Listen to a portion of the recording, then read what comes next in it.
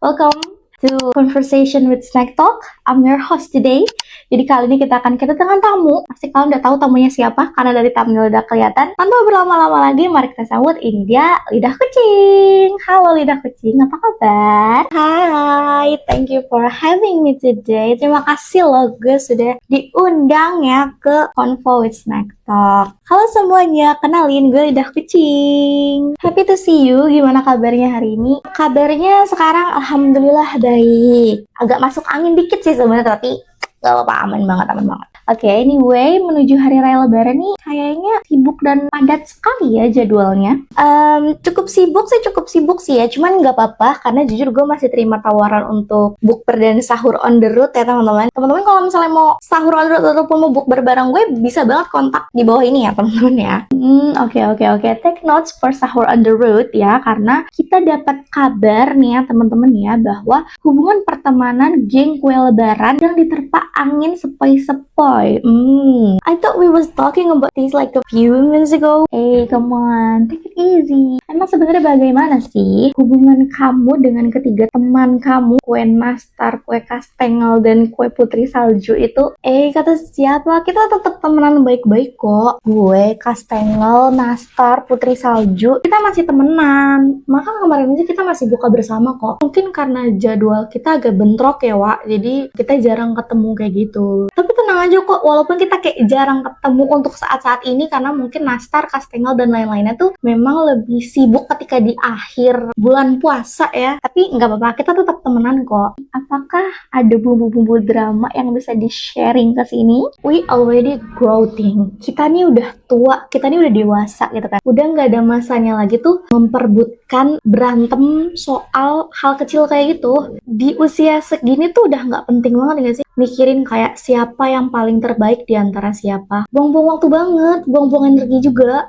Karena kayak di antara kita berempat, ya kita semua baik sesuai porsinya nggak sih? Kita semua terhebat sesuai porsinya kita masing-masing. Really? Padahal kemarin ada yang galau tuh, sampai overthinking. Katanya takut gagal untuk muncul di meja tamu pas lebaran nanti.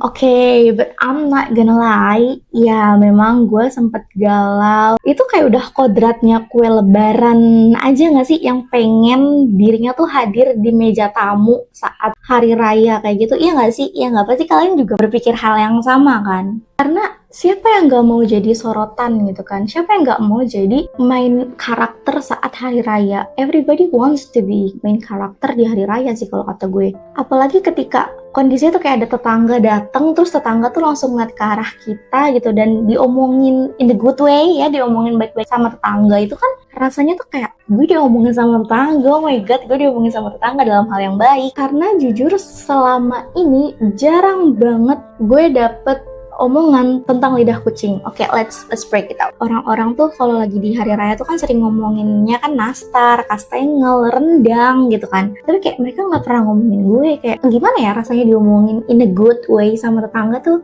Gue nggak pernah ngedengar orang-orang tuh kayak kue lidah kucingnya enak ya. Kue lidah kucingnya rasanya ternyata begini ya, begitu ya. I never hear that. Apalagi kalau ingat tetangga yang datang gitu ya, terus tiba-tiba dia membuka obrolan dengan ngomongin kue lebaran, lo nggak diomongin.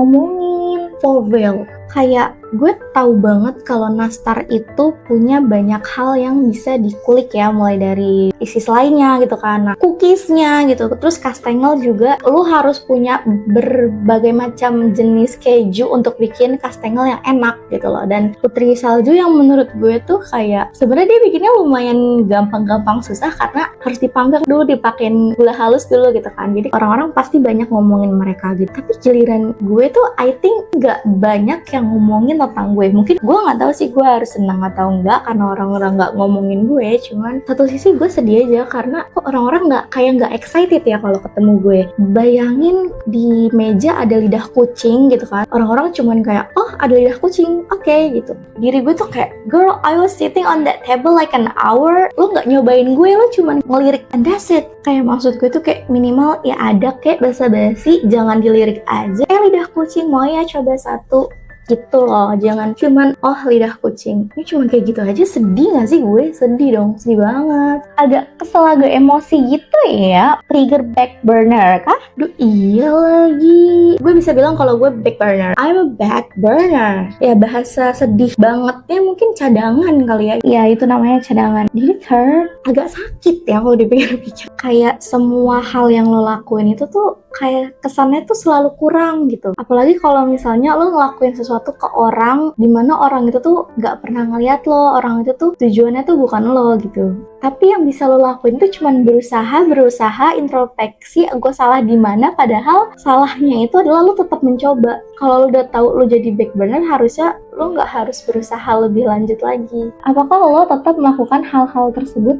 demi bisa diperhatikan? Karena kita melakukan semua itu kan kayak untuk dinotis kan gitu. Karena siapa yang gak suka dinotis? Siapa yang gak mau diperhatiin? Orang paling introvert aja pun kalau dia punya pacar ataupun dia punya temen, pasti dia pengen diperhatiin kan. Apalagi gue yang cuman stopless lidah kucing ini, ya ampun, I really want attention. All I wanted itu dinotis sama tamu ketika hari raya. Dia ngelihat gue di atas meja dan dia ngambil gue, dia makan gue, dan dia seneng sama rasa gue. Udah, gue tuh mau mereka tuh ngelirik ke arah gue, mereka sadar ada gue, mereka sadar dan mereka tahu gitu kalau ada gue gitu, kayak oh oke, ada lidah kucing di sana, kayak oh ada lidah kucing, tandanya gue harus cobain, gue harus makan dan gue harus senang karena rasa lidah kucing tuh enak. Yang ada di pikiran mereka tuh cuman nastar lagi, kastengel lagi, kue salju lagi, padahal gue di sana I'm too invisible. Apakah gue terlalu sulit untuk dilihat? Girl, chill. Berarti lo beneran berantem dong sama teman-teman lo.